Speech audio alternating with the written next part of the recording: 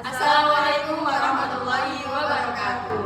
Hai guys, jadi kami dari kelompok 5 mata kuliah Hadis Hukum Tata Negara. Di sini kami akan mempresentasikan hasil tulisan kami yang berjudul menelisik kesesuaian praktik pembaiatan pemimpin di era modern dari perspektif hadis pembaiatan wanita Bukhari nomor 4512, yang mana kelompok kami terdiri dari saya Indah Ilmiah Dan saya Feda Kamelia. Saya Yulia Rizkiana Nabila. Baik, langsung saja kita membahas yang pertama dulu, yaitu mengenai abstrak.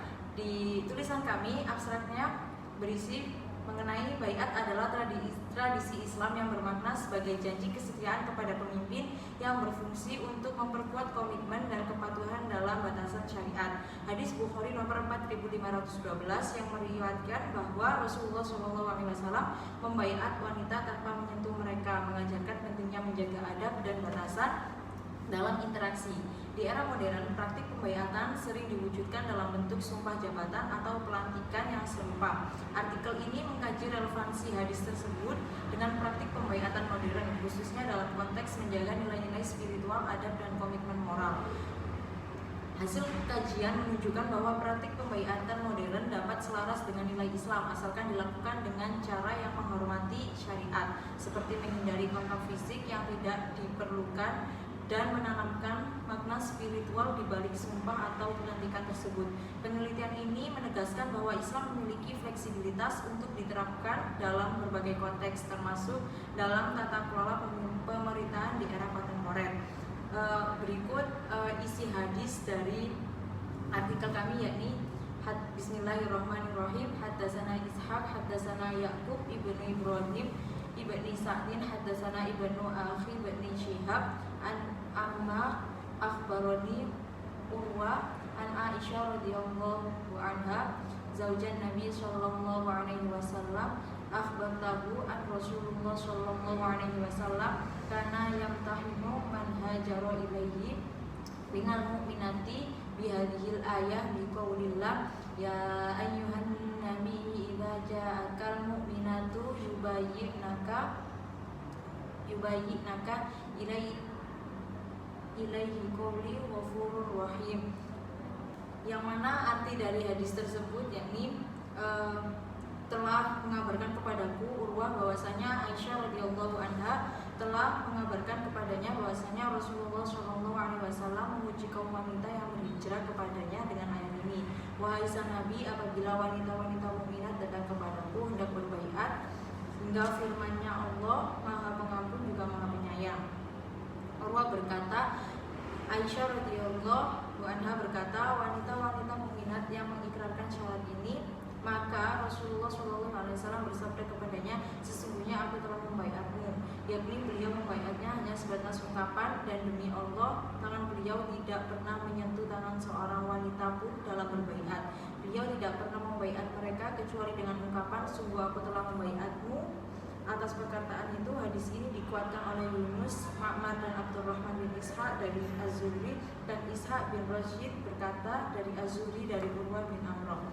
Hadis ini diriwayatkan oleh Aisyah, istri Nabi, yang disebutkan bahwasanya pembaiatan yang dilakukan pada seorang wanita di zaman Nabi itu hanya dilakukan hanya sekedar ungkapan tanpa adanya kontak fisik antara Rasulullah dengan seorang wanita yang akan dibaiat. Kemudian penjelasan lebih lanjut mengenai apa yang ada dalam tulisan kami akan disampaikan oleh teman saya, Fada. Bersilakan.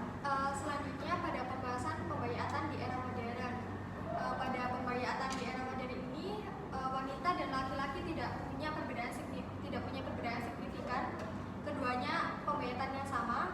Pembaiatan wanita di era modern umumnya dilakukan dalam konteks formal dan institusional, seperti saat seorang wanita diangkat dalam posisi kepemimpinan baik dalam pemerintahan, organisasi maupun komunitas tertentu. Proses ini seringkali melibatkan pengucapan sumpah jabatan yang mencerminkan komitmen kepada tanggung jawab dan kewajiban yang diemban. Contohnya pada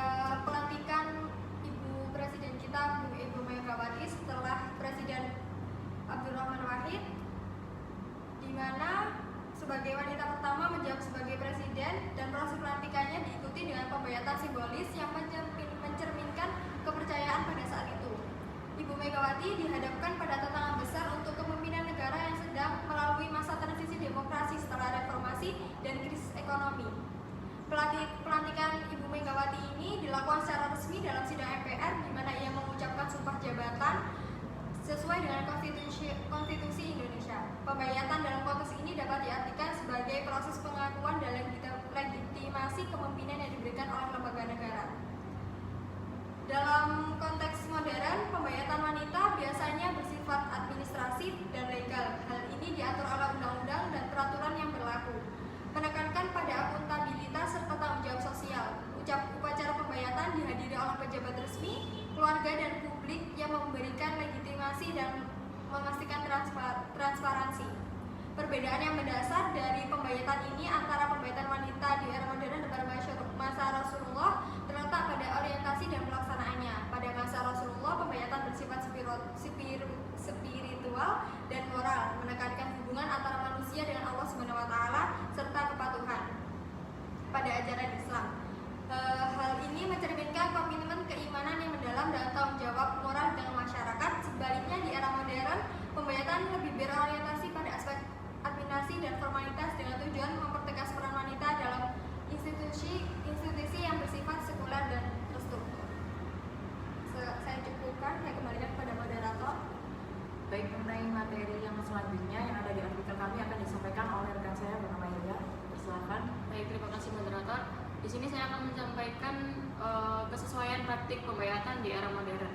Hadis tentang baiat Nabi Muhammad kepada para wanita memberikan kitab pemahaman yang mendalam tentang adab dan etika dalam berinteraksi, khususnya antara laki-laki dan perempuan dalam konteks agama.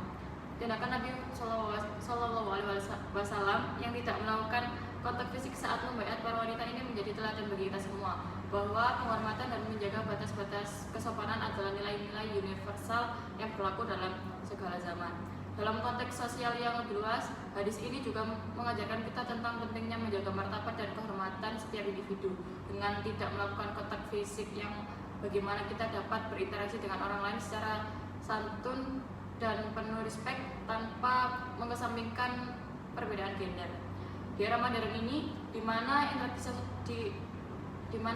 sosial semakin kompleks dan beragam, nilai-nilai yang terkandung dalam hadis tersebut masih sangat relevan. Dalam dunia kerja, misalnya kita seringkali dihadapkan pada situasi di mana interaksi dengan rekan-rekan kerja dari gender yang berbeda menjadi hal yang lumrah. Hadis ini dapat menjadi pedoman bagi kita untuk menjadi profesionalitas dalam etika dan dalam berinteraksi tanpa harus mengorbankan nilai-nilai agama dan moral.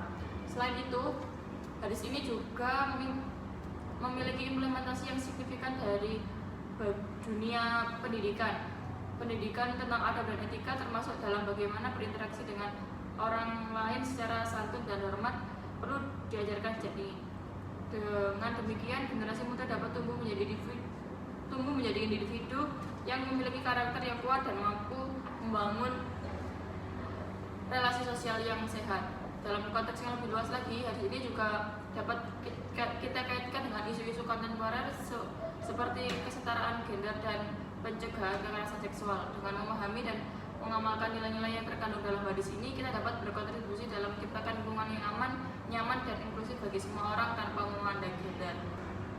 Dari saya cukup sekian, saya kembalikan ke moderator. Baik, terima kasih.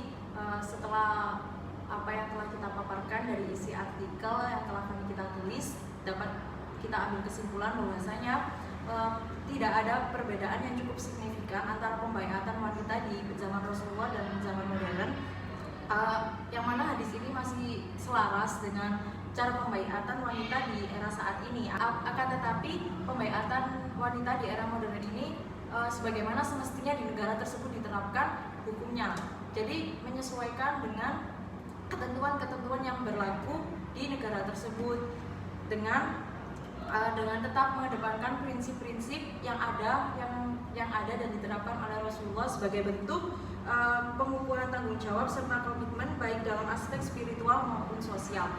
Sekian dari kelompok kami cukupkan sampai di sini presentasinya. Terima kasih. Wassalamualaikum warahmatullahi wabarakatuh.